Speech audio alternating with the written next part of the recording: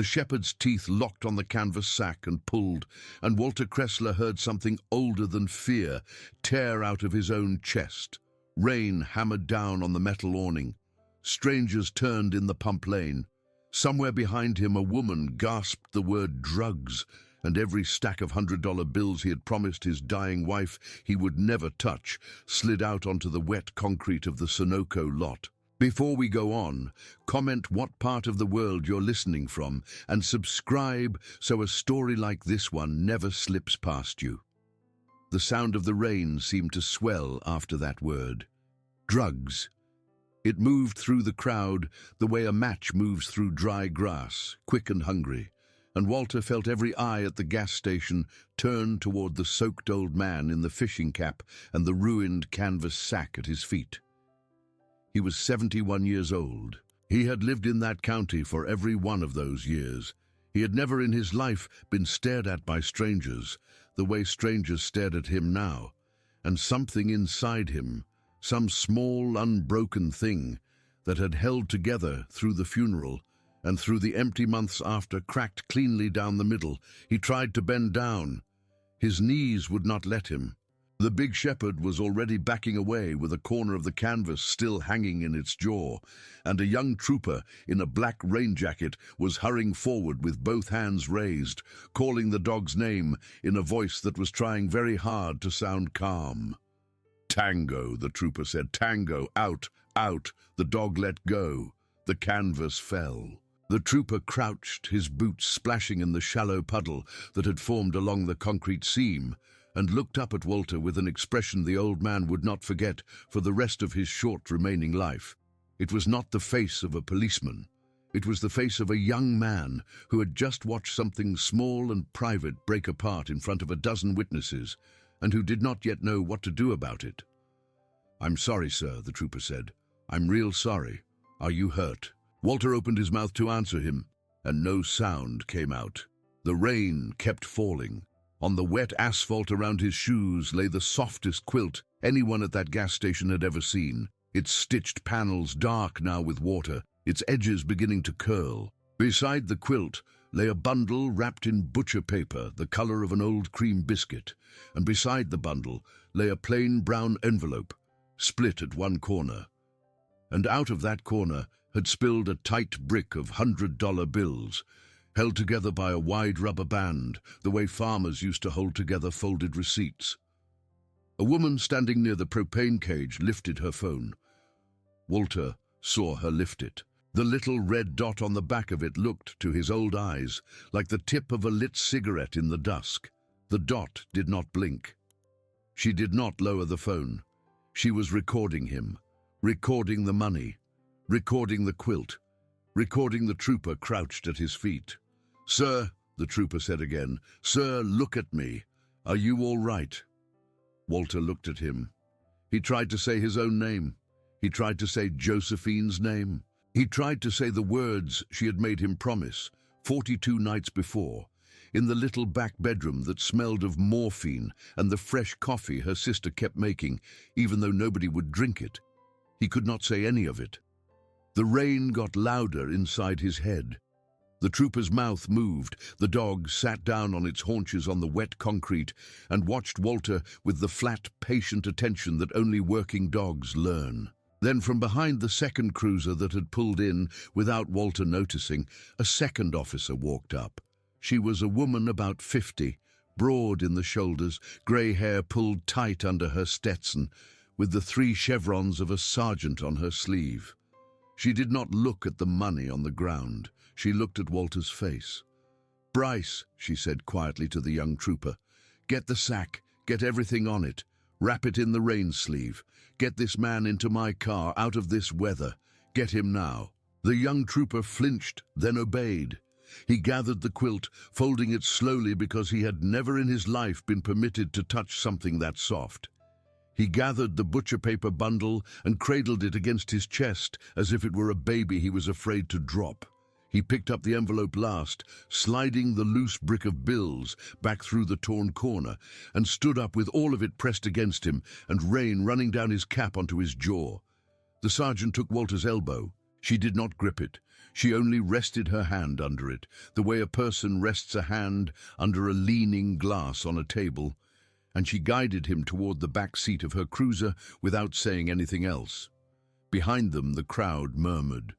The woman with the phone did not lower it. A man in a wet baseball cap muttered that they should let the dog do its job. A boy of maybe 9, standing very still by his father's leg, whispered that the man looked scared. Walter sat down on the vinyl of the back seat. It was warm. The sergeant closed the door as gently as she would have closed the door of a bedroom where a child was sleeping. Rain drummed on the roof. Through the windshield, blurred and doubled by the water, Walter watched the young trooper hand the wet quilt and the bundle and the envelope to the sergeant, and he watched the sergeant nod once and set them very carefully into a plastic evidence tote on the front passenger floorboard. Then Sergeant Odette Vickers got behind the wheel and turned around in her seat. "Sir," she said, "my name is Sergeant Vickers. That's Trooper Halloway. That's Tango. We are going to take you back to the barracks in Newbury Township, out of this rain, and we are going to sit down together and figure out what just happened here. Nobody is being charged with anything. Are you able to tell me your name?" Walter opened his mouth and Josephine's name came out instead of his own. He heard it come out. He heard how frightened it sounded. He put his shaking, spotted hands over his face and for the second time since the funeral wept in front of a woman he did not know. Sergeant Vickers waited. She did not touch him. She did not tell him it was going to be all right. She only turned back around, put the cruiser into gear, and drove him gently out of the parking lot with Trooper Halloway following in the second car, and Tango sitting quietly on the passenger seat beside his handler with rainwater dripping off the black tips of his ears. The drive to the barracks took 11 minutes. Walter did not remember any of them. He remembered instead the morning 2 days before when he had walked into St. Catherine's Fellowship Hall and set his old service revolver down on the fold-out table in front of the deacon and the young woman from the sheriff's office. He remembered the deacon shaking his hand. He remembered the way the oil had felt on his fingertips when he had walked back out to his truck, and the way he had wiped his hands on the front of the canvas grocery sack that was, at that very moment, sitting on his passenger seat, because he had not yet found the courage to put it anywhere else. He remembered Josephine. He remembered her voice in that back bedroom, thinner than paper by then, thinner than the light through the drawn curtain. She had held his hand with both of hers and made him lean down, and she had said, "Walter, don't you open this. Don't you look inside. You promise me. You take it out to the lake when you're ready, and you open it there and not 1 minute sooner. You promise, Walter." He had promised her. He had promised her twice. The rain kept falling on the roof of the cruiser. Walter Kressler, 71, widower, farmer of a leased 18 acres, deacon of a small church, father of no living children, closed his eyes in the back seat of a Pennsylvania State Police car and understood, with the calm and terrible clarity of grief, that in the space of 40 seconds under a gas station awning he had lost the last piece of privacy his wife had ever asked of him. Every stranger at that pump had seen inside her secret. Every one of them. He did not yet know that the woman with the phone had already uploaded the first 38 seconds of the video to a public account. He did not yet know that by the time Sergeant Vickers pulled him into a warm back office at the Newbury Township Barracks, that clip had been shared 412 times, and that a headline had already appeared under it that read, "Elderly drug mule busted at Route 15 Sunoco. Watch what dog finds." He did not yet know that the trouble at the gas station was only the small end of the trouble that was coming. At the barracks, Sergeant Vickers walked him past the front desk and past the little lobby where the coffee smelled burned, and she put him in a room with a soft chair and a heater that clicked and a window that looked out at the rain. She took his fishing cap and set it on the corner of the desk to dry. She brought him a paper cup of water. She sat down across from him and folded her hands. "Mr. Kressler," she said, I need to walk through some things with you. Take your time. There is no rush in this room. You are not under arrest and you are not being questioned. I just need to understand what I saw out there so I can help you get home tonight."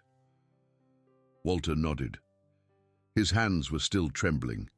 He held the paper cup in both of them and waited. "That sack," she said.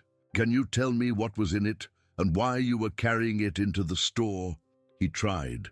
He got the first words out, then he stopped, then he tried again, and this time the shape of Josephine's promise softened his voice into something the sergeant could work with. He told her about the lakeside cabin they had talked about since they were 19 years old. He told her about the way Josephine had put a coffee can under the kitchen sink for 40 years and dropped every dollar she could pinch out of the grocery money into it, and about the way, after the diagnosis last spring, she had counted the cans into stacks on the kitchen table one afternoon while he was out at the feed store, and had wrapped them into bricks with rubber bands and put them into the plain brown envelope so that he would not have to count them himself. He told her about the christening gown, which was for the daughter who had not lived to wear it. He told her about the quilt, which held the names of 4 small graves. He told her about the promise. He told her he had not opened the envelope himself, not even once, because Josephine had made him swear he would not open any of it until he was standing on the porch of a cabin they had never been able to afford. Sergeant Vickers listened without moving. When he was finished, she did not speak for a long time. She looked at the paper cup in her own hands, and then she looked out at the rain, and then she looked back at Walter with the tired kindness of a woman who had spent 30 years explaining to people that the world was not always as cruel as it had just seemed. "Sir," she said, "that dog didn't smell drugs." Walter blinked at her. "Tango is a narcotics and firearms dog," she said. "He's cross-trained. I'm going to guess before we even test the sack that what he alerted on was gun oil and gunpowder residue, and I'm going to guess further that the residue was on your hands 2 days ago, and that when you carried that sack out of your house, you got a trace of it onto the canvas. Did you handle a firearm recently, sir?" Walter told her about the church buyback. He told her about the deacon. He told her he had cleaned the old revolver the night before because he had been raised to hand over a clean gun, even if he was handing it over to be melted down, and he had used the same rag he had used to oil the hinge on the back porch, and afterward he had washed his hands, but not, he supposed now, well enough. Sergeant Vickers nodded once, slowly. "That's what happened," she said. "That's exactly what happened. Bryce is going to run a field swab on the sack in a minute to confirm it, but I'd bet the pension on it. Mr. Kressler, I owe you an apology. My department owes you an apology. Your dog didn't do anything wrong tonight either. He did his job, but you got mishandled at that gas station, and I am very sorry for that." Walter looked down at his hands. He could see the faint dark line under his right thumbnail where the oil had gotten into the cuticle. "I don't need an apology, Mum," he said. His voice came back to him slowly, quiet and low. "I need my wife's things back. You'll get them back tonight," she said, "every piece of them. But before you leave, I have to ask you one more thing, and I need you to hear me carefully. There was a woman at the pumps recording you on her phone. I don't know yet what she's done with that video. It could be nothing. It could be something. If it turns into something, we are going to help you handle it. Do you understand me?" Walter did not understand. Not really. He had never made a video in his life, but he nodded, because the sergeant seemed to need him to nod, and because his knees were shaking again and he wanted to be allowed to go home.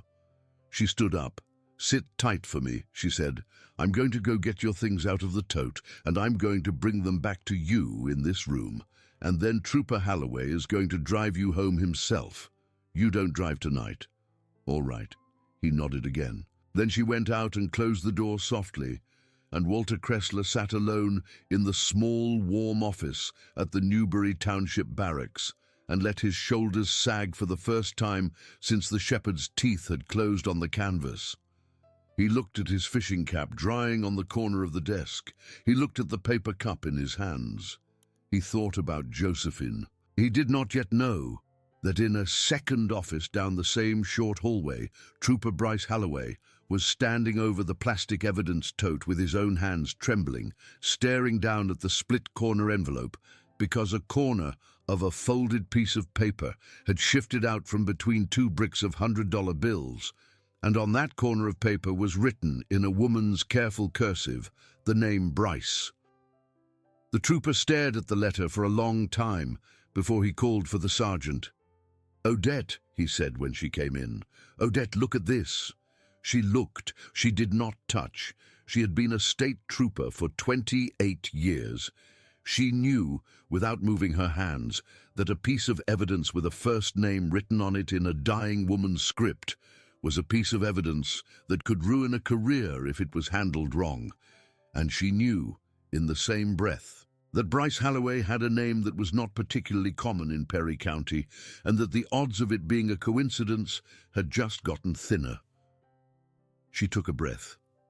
"Bryce," she said, "when I hand this back to Mr. Kressler, that envelope is going to open. He's going to see that paper. He's going to see your name. You need to be ready for that. You need to decide what you want me to say when he asks." Halloway looked at her. He was 26 years old. He had been on the road for 2.5. He had not been born in the county. He had been born in a small hospital 60 miles west to a woman who had put him up for adoption at 3 days old and had asked, according to the file his adoptive mother had shown him when he was 18, that his first name be Bryce because it had been her father's middle name. "I don't know what I want you to say," he said quietly. "I don't even know what it means." "You don't have to know yet," Sergeant Vickers said. "But you're going to have to know soon. Right now, we take care of the man. Right now, we get him home. Everything else waits." She gathered the tote against her hip and carried it back down the hall to the room where Walter Kressler was sitting alone with the rain drumming on the window. She set it gently on the desk. She sat down across from him again. "Mr. Kressler," she said, "I have your things. I'm going to open them here with you so you can see they are intact and that nothing has been taken. Is that all right?" He looked at the tote as if it were a live animal. He looked at her face. He nodded. She lifted the quilt out first. It was still damp, but not ruined. She unfolded the top corner of it just enough for him to see the first row of stitched names, and his eyes closed. She lifted the butcher paper bundle. She did not unwrap it. She only laid it in his lap. He put his hands on it and held it there. Then she lifted the plain brown envelope. She set it on the desk between them. She let him see the split corner, and when he reached for it, she said very softly, "Sir, there is a paper inside this envelope with a name written on it. I don't know what the paper is. I want you to look at it privately, in your own home tonight. And if it is something you want to talk to me about tomorrow, you call this number." She slid her business card across the desk. Walter looked at her for a long moment. "Ma'am," he said, "my wife didn't put anything in that envelope but the cabin money." She counted it herself. Sergeant Vickers looked steadily back at him. "Sir," she said, "I have folded a lot of envelopes in my life. And sometimes a woman putting money away for one thing puts a second thing in the same envelope because the envelope is the safest place she has. All I'm saying is, please look at it at home. Please." He held the card. He put it in his shirt pocket. He nodded. Trooper Halloway drove him home in an unmarked sedan because the sergeant did not want him to be seen getting out of a cruiser in front of his neighbors.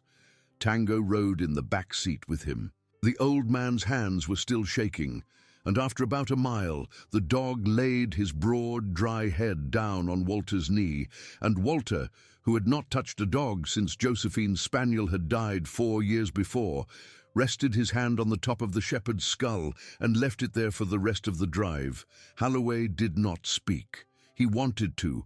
He wanted to ask a dozen questions, some of them about the letter and some of them about nothing at all. He did not ask any of them. He drove Walter to the little white farmhouse on Chestnut Ridge Road. He waited while Walter fumbled the porch key out of the coin pocket of his jeans, and he walked the old man inside and turned on the kitchen light, because it did not seem right to leave him standing alone in the dark. "Is there anyone I can call for you, sir?" Holloway said. "Family, a neighbor." Walter shook his head. "There's no one," he said. "Not for a long time now." The trooper looked at him, his mouth opened. He closed it. He nodded. He set the envelope on the kitchen table beside the bundle and the folded quilt, and he touched the brim of his cap, and he said, "Mr. Kressler, my number is with the sergeants. If anything at all comes up tonight, you call. You don't wait until morning." "Yes, sir." Then he left, and Tango left with him, and Walter Kressler stood alone in his kitchen at 11 minutes past 9 on a wet Tuesday evening in October, and looked at the 3 objects on his table as if they were the last 3 objects on earth.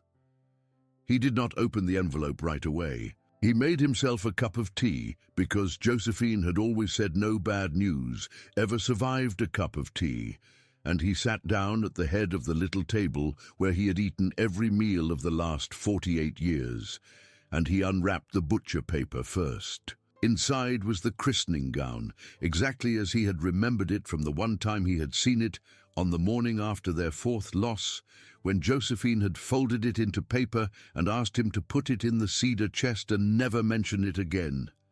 It smelled of cedar still. It smelled of her. He touched the quilt next. He read the names down the seam, 4 names he had said aloud, only in prayer. He touched each name with his thumb. Then he opened the envelope. The bills were there. He did not count them. He knew what Josephine had counted. But behind the first stack of bills, folded into a small square, was a single sheet of lined notebook paper, and on the outside of the folded paper was written in her careful cursive the word Walter. He unfolded it with both hands. "My dear husband," it said, "if you are reading this, then you have finally kept your promise and gone to the lake, or someone has made you open this before you were ready, and either way, I want you to know 2 things. The first is that this money is truly yours. Every dollar of it came out of the household. I did not take it from anyone. I did not sell anything of yours. I saved it a dime and a dollar at a time out of 40 years of grocery bills, and it is yours. And I want you to spend it on the cabin the way we promised each other when we were 19. Do not give it away. Do not save it for someone else. Do not let anyone tell you it is not yours. The second thing is this. In 1968, when I was 17, I had a child before you and I met. I never told you. My mother sent me away, and the baby was placed for adoption in the city, and I never saw him. I never knew what became of him. I was told that his adoptive mother named him after her own father, and that the name was Bryce, and that he grew up somewhere in the western half of this state. I have kept his birthday every year for 53 years, my love, and I have never once been able to tell you because I did not have the courage. If you can forgive me for keeping this from you, forgive me. If you cannot understand me, either way, my darling, know that I have loved you every day of both of our lives and that I love you now. Josephine. Walter set the paper down on the table. The rain had eased outside. The clock over the sink ticked. Somewhere out on the ridge road a truck passed, its tires hissing on the wet asphalt, and then there was silence again. He read the letter a second time, then a third. Then he sat for a very long time, with his hands folded on the tabletop, staring at the christening gown and the quilt and the money and the letter. And he understood 2 things at once. The first was that his wife of 48 years had carried a secret for every day of their marriage. The second was that the young trooper who had just driven him home, the young man whose name had come out of a folded paper Josephine had tucked between 2 bricks of money as if she had wanted, in her last months, to leave a breadcrumb she could not quite bring herself to make into a road. That young trooper was almost certainly the child Josephine had given up before he had ever met her. He did not feel angry. He looked inside himself for anger, patiently, the way a doctor looks for a broken bone, and he could not find any. He found instead a great, calm, sorrowful tenderness for the 17-year-old girl he had never met, and for the woman who had loved him without ever telling him, and for the young man in the black rain jacket who had just carried a wet quilt into his kitchen without knowing why he was carrying it. He picked up the business card. He picked up the phone that hung on the wall. He dialed. Sergeant Vickers picked up on the second ring. "Ma'am," Walter said, "I need to see you and Trooper Halloway in the morning. Both of you. Would that be possible?" "I'll bring him myself," she said. 7 o'clock, all right?" "Yes, ma'am." "Mr. Kressler," she said, "are you all right tonight?" "I don't know yet, ma'am," he said, "but I know I'm going to be." He hung up. He folded the letter and put it back inside the envelope. He put the envelope on top of the quilt. He put the christening gown across the top of the envelope. He turned out the kitchen light, and he sat in the dark for a while longer, listening to the rain, thinking about stopping. He did not know that at that same moment, 241 miles away in a small apartment in Erie, a woman named Marcy Truitt had just clicked upload on a version of her gas station video with a new headline that read, "Seniors are the new mules," and 800 more people had watched it in the first minute. He did not know that in the little front office of a real estate agency in Cold Spring, Pennsylvania, a woman named Rhonda Ainsley had already seen the earlier version of the video and had recognized in the old man in the fishing cap the same Walter Kressler who had once, 40 years before, co-signed a small loan for her mother so that her mother could keep her house. He did not know that in a rented room over a hardware store in Harrisburg, a man named Dale Kressler, his brother's grandson, had also seen the video. And Dale, who had not spoken to Walter in 11 years, and who owed a man in Scranton $4,000 by the 15th of the month, had already begun making phone calls to a lawyer about what he called, aloud to himself, his rightful share. He did not know any of that yet. But by 7 o'clock the next morning, when Sergeant Vickers and Trooper Halloway pulled into his gravel drive, he was going to. Halloway sat in the passenger seat of Vickers's cruiser as she turned off the county road onto the gravel of Chestnut Ridge, and he had not slept. His adoptive mother was already at the airport in Pittsburgh, catching a flight she had bought at 4 in the morning because he had called her at midnight and read her the sentence about the name Bryce, and she had said very quietly, "Oh, honey," and then she had said, "Don't say anything to anybody until I get there." He had promised her he would not. He had also, twice on the drive, opened his mouth to tell Sergeant Vickers about the letter, and both times he had closed it, because he did not know what he was going to say. Sergeant Vickers had not asked him. She had driven in silence. She had brought Tango because she thought the old man might want the dog there, and also because she trusted Tango's read of a room more than she trusted most of the humans she worked with. Walter met them on the porch in a clean flannel shirt and a fresh pair of jeans, and Tango, without being told, walked straight up the 2 porch steps and pressed his head against the old man's knee. Walter put his hand on the top of the dog's skull. "Come in," he said. "Coffee's on." They sat at his kitchen table. He poured for them himself. He set the letter down in the middle of the table and he asked Sergeant Vickers to read it first, and then to hand it to Trooper Halloway. She did. Halloway read it standing. When he was done, he sat down very slowly, as if his legs were not sure they could hold him, and he pushed the paper back to the middle of the table. "Sir," he said, "I don't want anything from you. I need to say that first. My mother is on a plane. She raised me. She is my mother. I don't have any claim on your house or your money or your name, and I would never make one. I need you to know that before we talk about anything else." Walter looked at him for a long time. "Son," he said, "if I'd known about you 53 years ago, I would have found you. I want you to know that too. My wife carried this by herself for a long time, and I don't think she wrote you into that envelope because she wanted you to have anything. I think she wrote you into it because she wanted me to know you were out there. That's all. If you don't want anything more than a cup of coffee at my table now and then, that's yours. If you ever want more than that, we'll figure out what more looks like when we get there. All right?" The young trooper nodded. He could not speak. Sergeant Vickers watched them both and said nothing at all. Then Walter Kressler set his coffee cup down and told them about the phone call he had received at 6 that morning from a lawyer in Harrisburg on behalf of his grandnephew Dale, threatening a suit over the money he had been seen with in a viral video, on the grounds that a man of 71 who was walking into a Sunoco with $17,000 in an unmarked envelope was, quote, exhibiting signs of diminished capacity that required family intervention. The kitchen went quiet. Sergeant Vickers set her coffee cup down without a sound. "Mr. Kressler," she said, "do you have a lawyer of your own?" "I don't," Walter said. "You do now," said a voice from the porch. They turned. A short, sharp-jawed woman, about 60, was standing at the screen door in a dripping raincoat, holding a leather satchel and a paper coffee cup.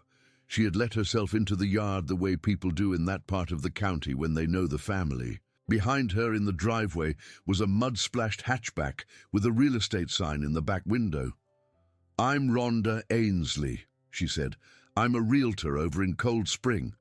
I'm also, in my other life, a paralegal for my brother, who is an actual attorney, and my brother has already agreed to represent Mr. Kressler for $1 and a plate of my pot roast whenever we can arrange it. Mr. Kressler, I don't know if you remember me. You co-signed a loan for my mama Betty Ainsley in 1983 so she could keep the house on Route 8. She never forgot it. I never forgot it either, and I saw that video last night and I got in my car this morning at 4:30, and I have driven 96 miles to sit in your kitchen and tell you that whatever grandnephew Dale thinks he can do to you, he cannot." Walter looked at her. He blinked twice. "Betty Ainsley," he said. "Betty Ainsley made the best peach cobbler I ever had in my life." "Yes, sir," Rhonda said. "She did." Sergeant Vickers took a slow breath and pushed her chair back. "All right," she said. "It seems the appropriate people are gathering. Mr. Kressler, may I use your telephone? I would like to call our public information officer. If we are going to get out ahead of that video, we are going to need to do it today, and we are going to need to do it correctly." She stepped into the hall to make her calls, and Holloway sat across the table from the man he had just discovered was his half-parent by blood, and Rhonda Ainsley sat down at the empty chair at Walter's right hand and opened her leather satchel and set a legal pad on the table and clicked the top of a pen, and Tango lay down under the table across Walter's boots. "I want to tell you what happens now," Rhonda said gently. "I want to tell you what your day is going to look like. Is that all right?" Walter nodded. She began. She was calm. She was thorough. She said that the very first thing they were going to do was get a notarized affidavit from him this morning, stating in plain language that the money in the envelope was money he and his wife had saved together over 40 years, and that he intended to spend it on real estate, and that he was of sound mind. She said her brother would witness it. She said she would also, if he liked, drive him personally after that to the branch of his bank in New Bloomfield so that the money could be deposited safely by lunch, because a man of 71 walking around Perry County with $17,000 in an unmarked envelope after his face had been on the internet was not a man she was going to allow to spend another night with cash in his kitchen. Walter said, "All right." "Then," she said, "we are going to talk about your cabin." He looked up at her. "I have 3 houses on the water in Cold Spring right now that would suit you," she said. "One of them is the one you have been driving out to look at from the road for the last 11 years. Josephine used to send me Christmas cards, Mr. Kressler. She wrote about that cabin in every one of them." Walter said nothing. His eyes filled and did not spill. "I am going to waive my commission on that cabin," Rhonda said.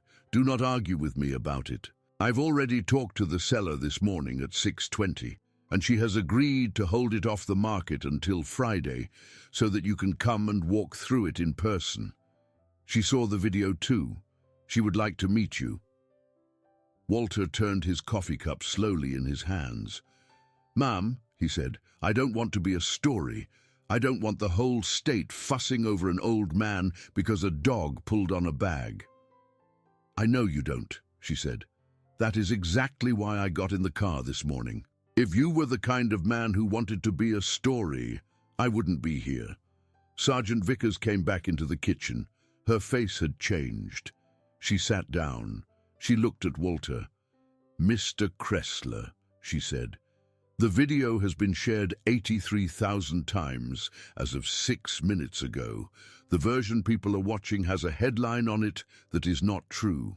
My department is going to issue a formal statement at noon today, correcting the record and clarifying that no drugs were involved, no charges are pending, and that the money in your possession was your private property.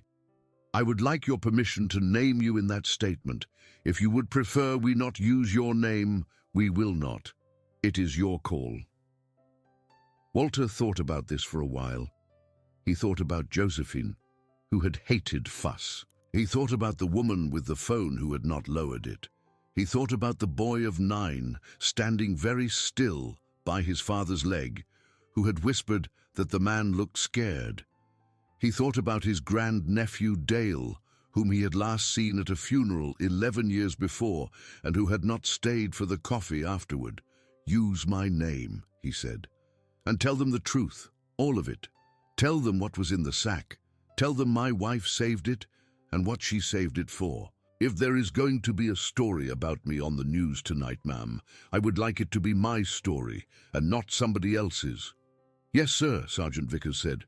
"That is what we will do."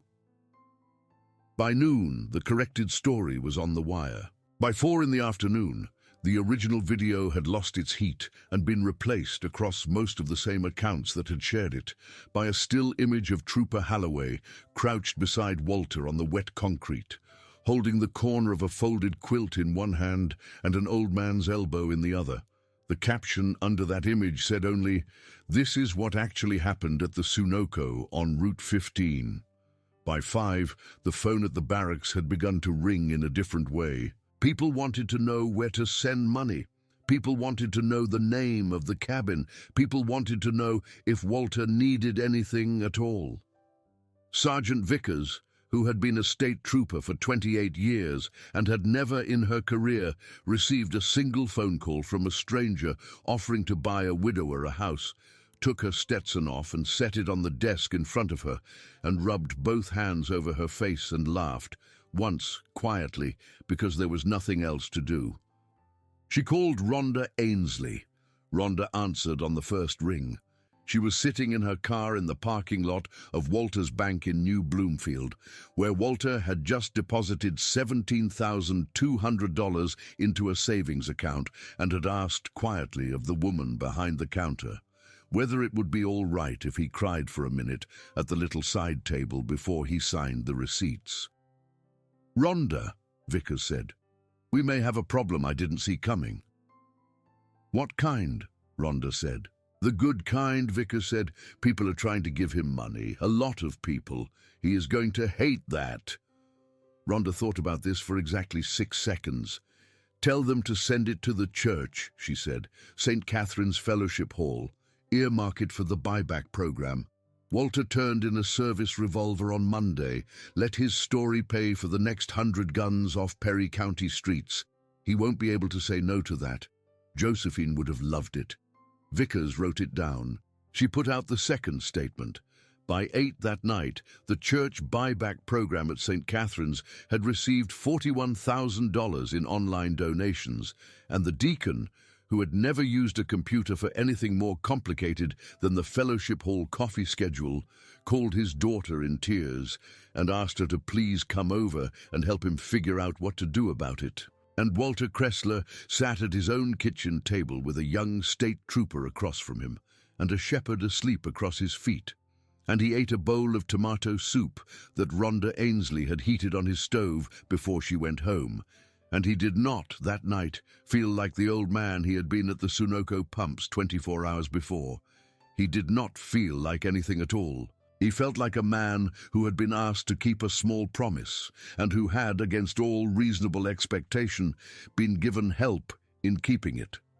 He did not know that Dale Kressler, at that same moment, was reading the corrected news story on his phone in a bar in Harrisburg, and was, for the first time in his adult life, feeling ashamed of himself. He did not know that Dale had, an hour earlier, called the lawyer back and told him to drop it. He would not know that until Friday. He also did not know that on Friday morning, when he walked out of the front door of the Cold Spring Realty office with a signed set of papers in a manila folder and Rhonda Ainsley at his elbow and Trooper Bryce Halloway behind him and Halloway's adoptive mother Nancy on his other elbow, a very quiet woman in a beige raincoat would be waiting on the sidewalk, and that woman would say softly, "Mr. Kressler, my name is Alma Trask, and I own the cabin you just bought. And my husband and I bought it in 1972, the same year my only daughter was born. And I have been trying for a very long time to find the right person to sell it to. I saw the video. I am so glad it was you. But that was Friday, and Friday was 3 days away. Between now and then, several things were going to happen that would make him need every friend the Sunoco parking lot had accidentally given him. The first thing happened at 9:47 on Wednesday morning when Walter came out of the little post office in New Bloomfield with a stack of mail in his hand and found his own truck bumper had been keyed from taillight to taillight, a long deep scratch in the shape of a lazy S, and under the wiper blade, on a torn-off piece of yellow legal paper, someone had written in shaky block letters, "Keep your mouth shut." He stood in the parking lot for a long moment holding the stack of mail. He looked around. There was no one there. The rain from Tuesday had blown off and the sky was a pale, washed blue, and a woman across the street was loading a folded stroller into a minivan and not looking at him at all. He put the note in his shirt pocket. He drove home. He called Sergeant Vickers. She came out to Chestnut Ridge Road within the hour with Halloway and a plainclothes investigator named Miguel Ortega. And Ortega photographed the truck and bagged the note and asked Walter gently whether he had any enemies. "I don't think so, sir," Walter said. "Not that I know of." He told them then about Dale, about the phone call from the lawyer, about the 11 years of silence and the $4,000 Dale was rumored to owe a man in Scranton. Ortega wrote it all down. He said he would have a conversation with Dale, but it wasn't Dale. The second thing that happened was on Wednesday evening. Walter came out of his back barn after feeding the 2 old laying hens that were the last of his little flock, and found the porch light bulb broken on the ground in the mulch, glass everywhere, and the porch door not latched. Nothing inside the house had been touched. Nothing was gone. But the door had been opened, and the light had been broken, and someone had walked far enough into his front room to leave a wet boot print in the shape of a work sole on the corner of the braided rug his mother had given him and Josephine as a wedding present. He called Sergeant Vickers again. She came again. Halloway came with her. Tango came with Halloway. They walked the perimeter. They found a second boot print in the soft dirt at the back of the barn and a cigarette butt of an unfamiliar brand under the rain barrel. Ortega took the cigarette to the lab. Vickers arranged for a Perry County deputy to sit in an unmarked truck at the top of the drive that night and for the next 2 nights, and she asked Walter very gently whether he had a place he could stay other than his own house. "I don't," he said, "but I don't want to leave. This is where Josephine's things are." "Then Tango and I are staying with you tonight, sir," Halloway said. "If that's all right." Walter looked at him. "Son," he said, "I would appreciate that very much." Halloway made a phone call. He was cleared to stay on off-duty status. He drove home to his 1-bedroom apartment in Duncannon, showered, packed a duffel and a bag of dog food, and drove back out to Chestnut Ridge Road. And he slept that night on the couch in Walter's front room, while Tango slept on the braided rug in front of the wood stove, and Walter slept, for the first time since the funeral, all the way through until morning. At 3:30 in the morning, Tango's head came up. The dog did not bark. He did not growl. He rose silently from the rug and walked to the front door and put his nose against the seam at the bottom. And Holloway, who had been sleeping the light sleep of any young trooper who had been sleeping on a stranger's couch, was on his feet in an instant, with his hand on the sidearm he had set on the coffee table. He heard then what the dog had heard, footsteps on the gravel of the drive, 2 sets, coming up slow. Holloway did not turn on a light. He slipped through the kitchen to the back door, out into the yard, around the side of the house, and came up the porch steps behind the 2 figures who were standing at Walter's front door, trying, very quietly, to work the doorknob with a piece of stiff wire. He did not draw his weapon. He said very calmly, "Hands where I can see them right now." Both of them ran. Tango, who had been let out the back door with him, went after the taller of the 2 and put him on the ground in the wet grass at the edge of the drive with the professional gentleness of a well-trained animal, teeth on cloth, no skin, and held him there while Holloway ran down the other one at the county road. That one was a boy of maybe 17. The one under Tango was a man of 36. They were father and son. They lived 22 miles away. They did not know Walter. They had seen the video. They had seen the news about the $17,000. They had assumed a man of 71 who had just been on the news for carrying money in a bag would still have that money somewhere in his house. And they had come to take it. Holloway held them both, one on the gravel and one in the grass, until the sheriff's deputy, who was supposed to have been in the truck at the top of the drive, and who had, embarrassingly, dozed off, came running down and cuffed them. Walter watched it from the porch in his robe and slippers, with the porch door open behind him and the wood stove throwing a soft orange glow onto his back. And he did not feel afraid. He felt only very tired and very grateful, and very sad that a boy of 17 had been raised to believe that the right response to an old man on the news was to walk up his gravel drive at 3:30 in the morning with a piece of wire. He said none of that out loud. He said when the deputy had put the 2 of them in the back of the truck and driven them away, "Only, son, thank you. Come inside. I'll put on the coffee." Holloway came inside. Tango came inside. Walter made the coffee. They sat at the kitchen table until dawn came pink over the ridge, and neither of them said very much of anything at all. By 7 that morning, when the story of the arrest at Chestnut Ridge Road had been added to the growing quiet ledger of a week that would not stop happening to Walter Kressler, Sergeant Vickers had called Rhonda Ainsley and told her that Walter needed to be moved out of the farmhouse and into the cabin sooner rather than later. Rhonda called the seller Alma Trask.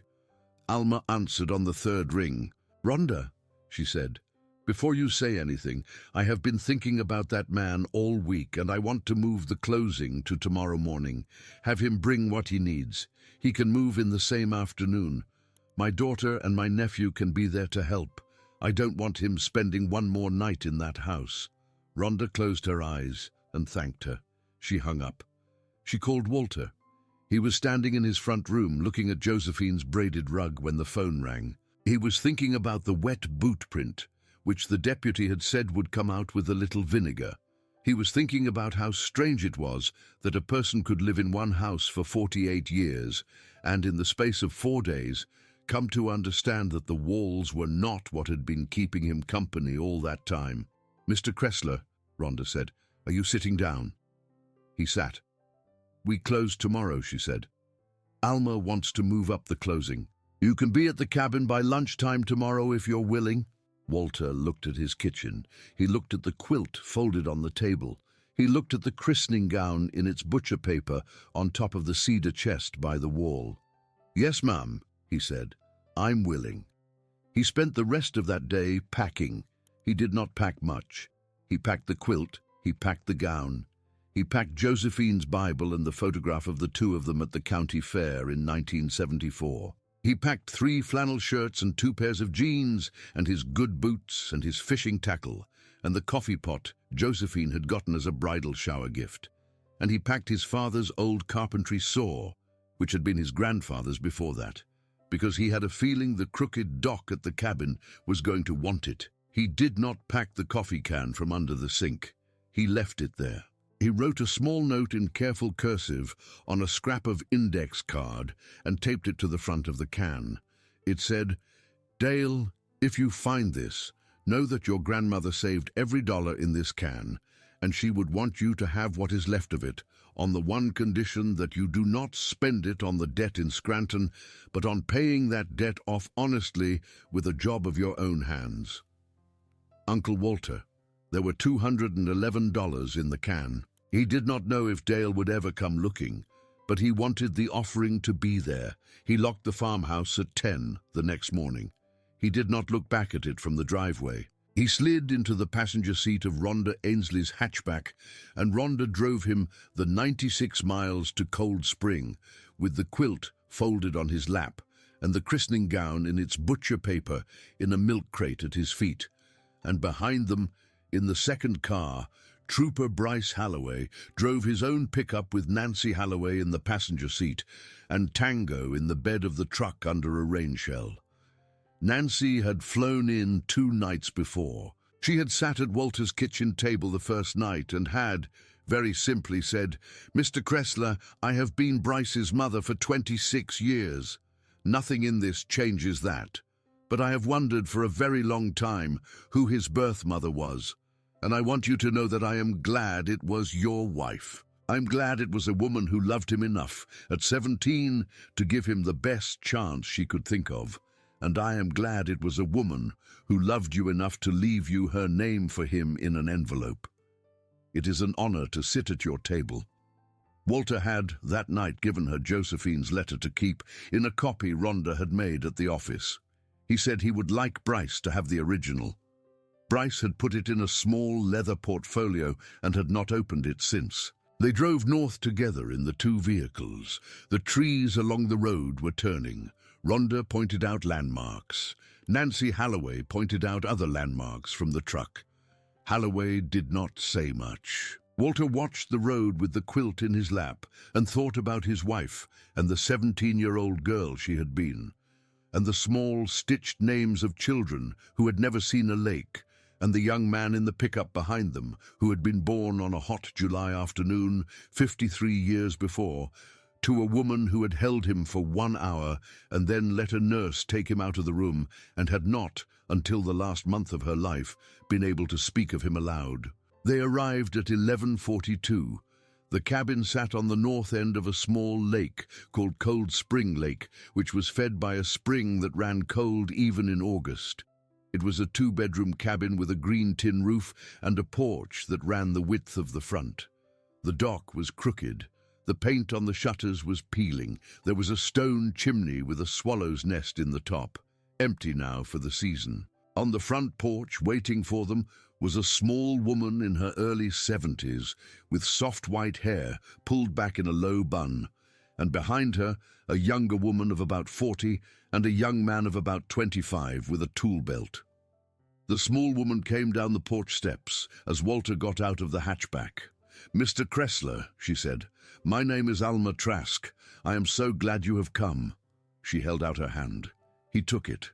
She had a strong grip for a small woman. Her eyes were the color of the water behind her. "Ma'am," he said, "I want to thank you for holding this place for me." "I did not hold it for you," she said. "I have been trying to sell it for 6 years. Every buyer who has come to look at it has wanted to tear the dock off and put in a boathouse, or paint the tin roof red, or knock down the stone chimney because it does not draw right. I could not sell it to any of them. My husband built the dock. My husband laid the chimney.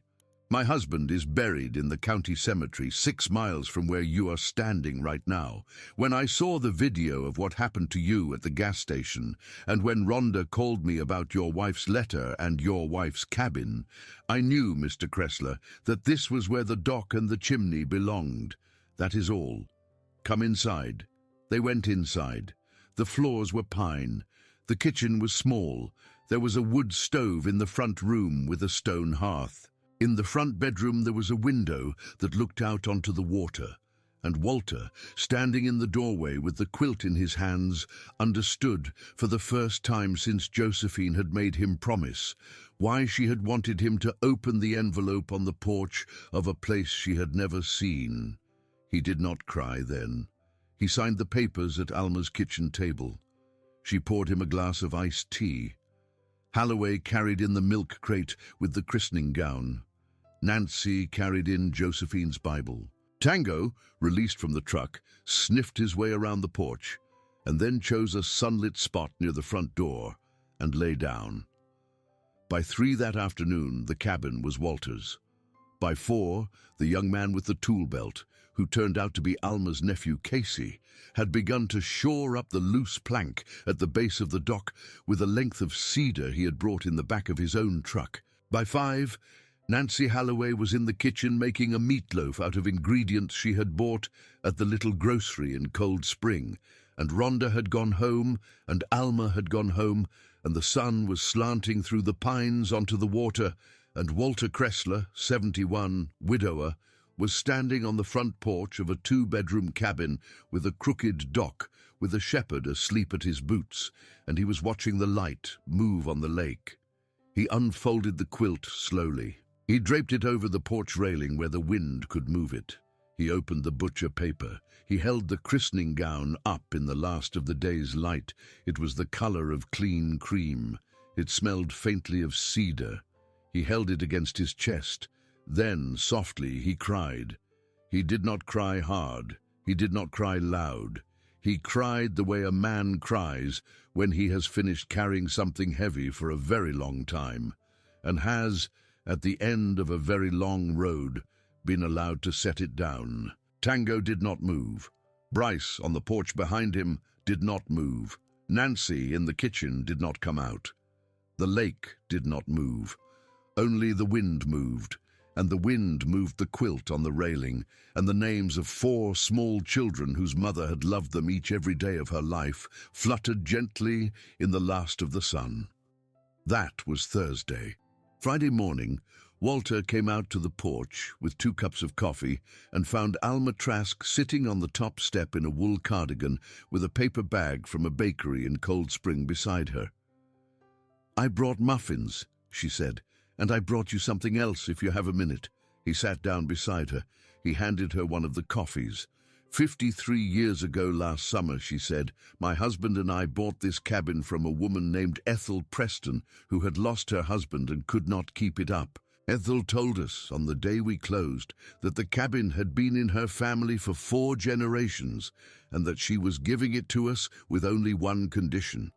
She asked us if we ever sold it in our lifetimes to sell it not to whoever had the most money, but to whoever needed it most. I promised her that we would. My husband died 6 years ago. I've been sitting here for 6 years wondering what needed most meant, and if I would recognize it when I saw it." Walter did not say anything. He held his coffee. "Yesterday when you unfolded the quilt on the railing, Mr. Kressler, I heard my Ethel laugh out loud from wherever she is. That is all. I wanted you to know. I wanted you to know that this cabin has been waiting for that quilt since 1972. Walter set his coffee down. He took her hand. He did not say a word. They sat like that on the porch step for a long time. Behind them, in the front room, Bryce Halloway was folding up the blanket he had slept under on the couch. He had taken the week off. He would go back to work on Monday. Sergeant Vickers had told him on the phone the night before that Tango would remain assigned to him for the foreseeable future, and that there was no rule anywhere in state police regulation that said a canine handler and his dog could not spend their off-duty Sundays driving north to visit an old man at a lake, and if any such rule existed, she personally would eat her Stetson. He would come every Sunday for the rest of that autumn, and through the winter that followed, and into the spring. Bryce Halloway drove his pickup north to Cold Spring Lake, with Tango in the back under the rain shell. And he sat on the porch with Walter, and Nancy came sometimes with them, and Alma Trask walked over from her own little house on the other side of the pines and sat with them, and Rhonda Ainsley drove up on the third Sunday of every month, with her legal pad and news of the buyback program at St. Catherine's, which had, by Christmas, taken in more than $86,000 and turned in 91 firearms. Walter did not go back to Perry County again after Thursday. He kept the farmhouse. He rented the pasture out to a young man who was starting a small dairy. He asked Rhonda the following spring to sell the farmhouse and to put the proceeds into a trust in Josephine's name at St. Catherine's, so that the buyback program would continue after him. Rhonda did. Dale Kressler, in the meantime, went to see Walter at the cabin on a Sunday in early December. He did not call ahead.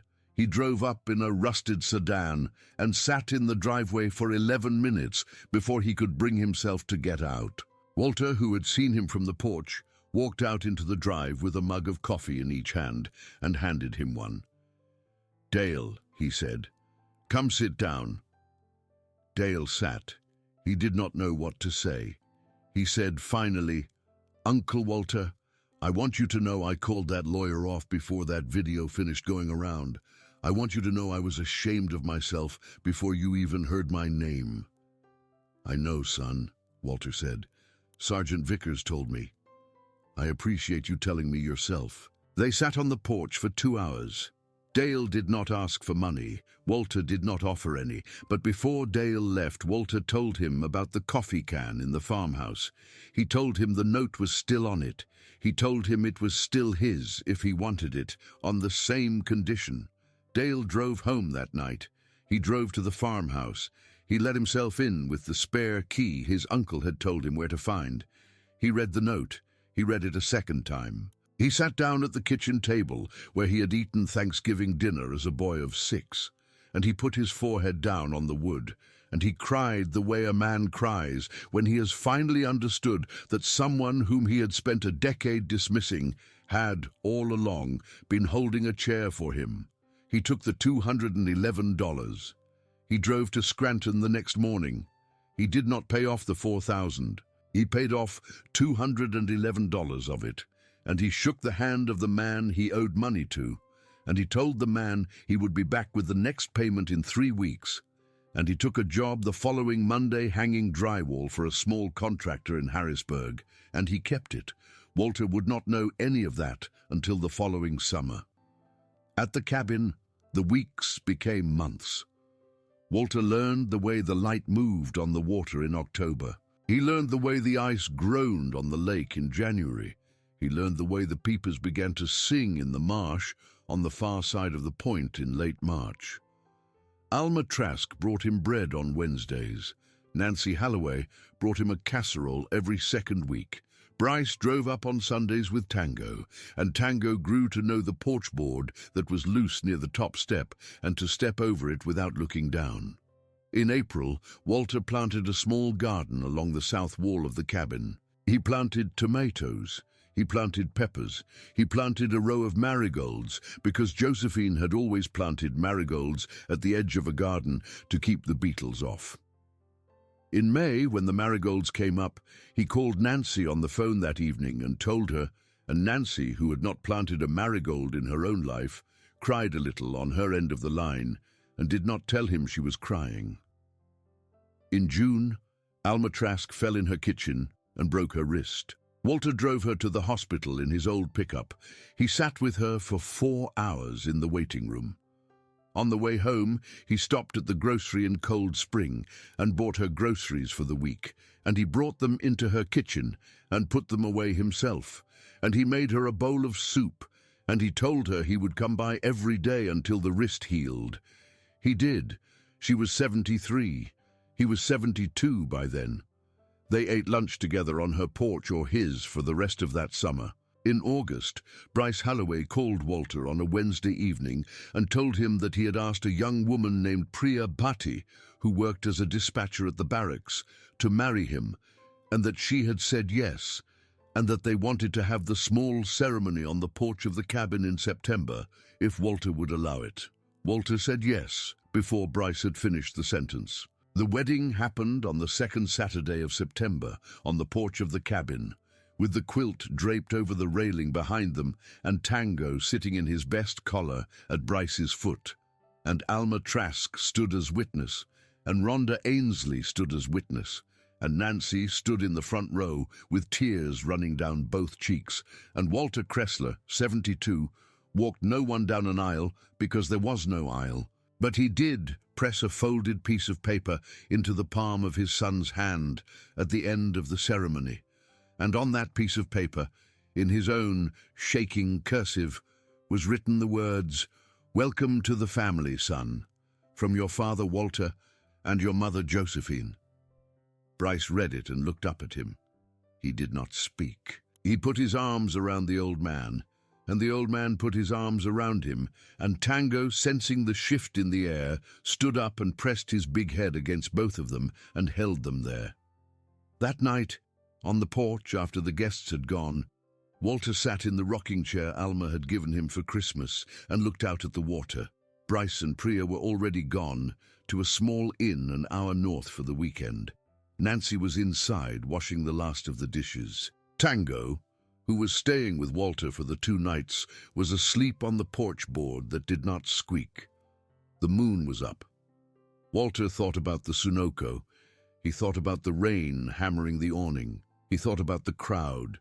He thought about the shepherd's teeth on the canvas and the woman's phone with its little red dot that had not blinked. He thought about how, for 38 seconds on a Tuesday evening in October, he had been the most humiliated man in a parking lot full of strangers, and how the shepherd, who had pulled the sack out of his arms, had, in the year that followed, become the animal that slept on the porch of the cabin he had promised his wife. He thought about Josephine. He thought about the letter. He thought about the little scrap of a sentence in her cursive that had said, "Either way, my darling, know that I have loved you every day of both of our lives." He put his hand down on Tango's flank, and the shepherd, without waking, thumped his tail twice against the porch board. The next spring came and went. The summer after that came and went. In the following autumn, Walter grew tired in a way that a man does when his work in the world is done. He did not tell anyone. He did not need to. Nancy noticed. Bryce noticed. Alma noticed. They did not push him. They only came more often. Bryce began to drive up on Saturdays instead of Sundays and to stay 2 nights instead of 1. Priya, who was by then expecting a child, came with him whenever she could. On the last Sunday of that October, on a morning of thin gold light on the lake, Bryce found Walter in the rocking chair on the porch, with a mug of coffee gone cold in his hands and a small smile on his face, and his eyes closed. Tango was lying across his boots. The quilt was on the railing where the wind was moving it. The christening gown was folded on the little table beside him, in the sun. Walter had died sometime just before dawn. He had died quietly. He had died at the lake. He had promised his wife they would see together on the porch of a cabin bought with money she had saved a dime and $1 at a time out of 40 years of grocery bills, in the sun that moved through the pines the way she had told him in her last week, that heaven probably moved through pines. He had died with a shepherd across his boots and a quilt at his back with the names of the children who had waited for him, and in his shirt pocket over his heart, a folded piece of lined notebook paper in his wife's careful cursive. Bryce Halloway knelt down on the porch board that did not squeak, and he put his hand on top of Tango's head, and he did not, for a long moment, do anything at all. Then he stood up, and he walked to the porch railing, and he unfolded the top corner of the quilt so that the wind could reach the whole of it, and he read the names of the 4 children down the seam aloud, as if he were introducing himself to his brothers and sisters for the first time, and after the 4th name he added softly, "And Bryce."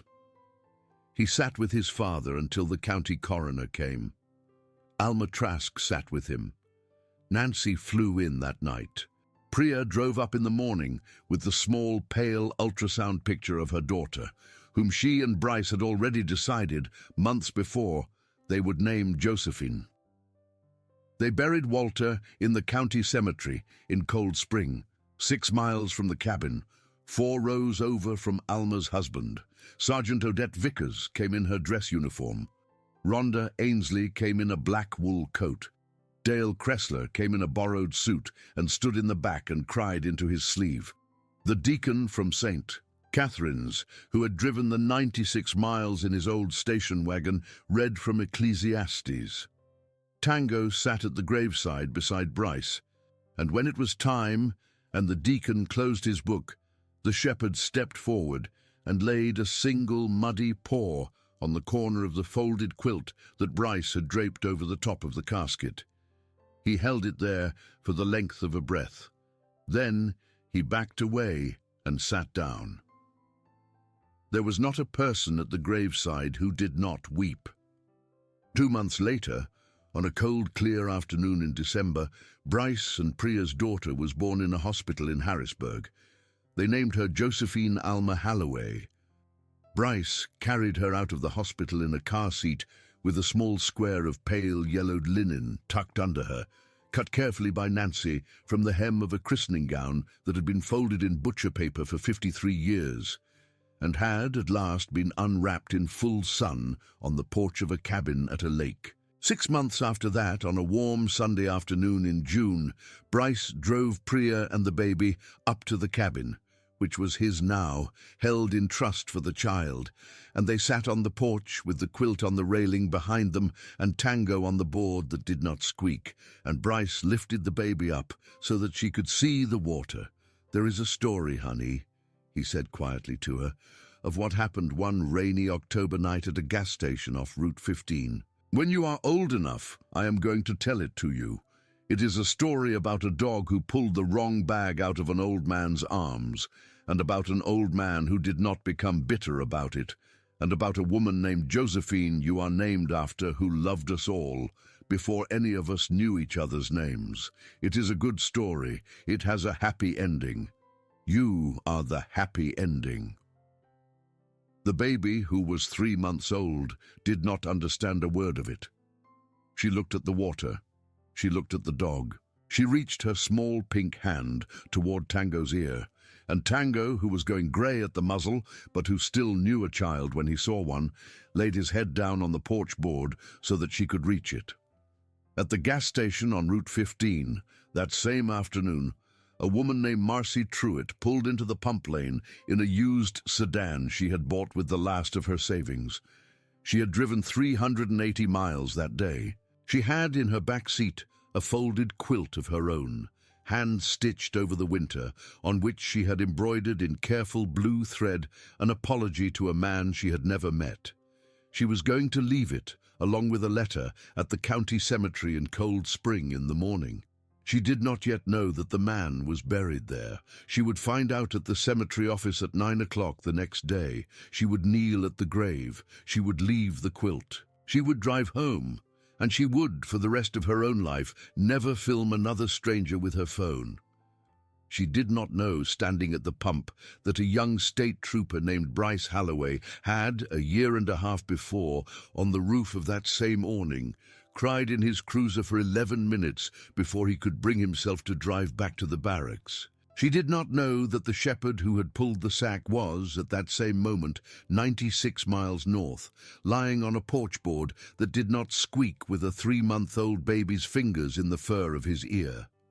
She did not know that the story she had almost turned into a punishment had instead turned into a road, and that the road had led to a marigold garden and a small dairy and a christening gown finely worn, and a wedding on a porch and a promise kept. She only knew, standing there in the sun where an old man had once stood in the rain, that she had come to say she was sorry. The wind moved. Above the awning, the same metal that had rung under Walter Kressler's rain that Tuesday evening rang softly under a June sun, and no one heard it but her. And that, friends, is the story of an old man, a canvas sack, and a shepherd who did his job. If it touched you, if any part of it reminded you of someone you love, or someone you have lost, or someone you still have time to hold, do me one small favor. Leave a comment below and tell me about them. Like this video so more people can find this story. Subscribe to the channel if you have not, so the next story finds you too. And whatever piece of your own life you have been carrying under your coat, out of the rain, holding to your chest as if it were a newborn, my hope for you is the one Josephine Kressler stitched into a quilt with 4 small names, 40 years before a shepherd ever tore her secret open on a wet October evening in Pennsylvania. That you get to set it down, that someone helps you, that the setting down is gentle.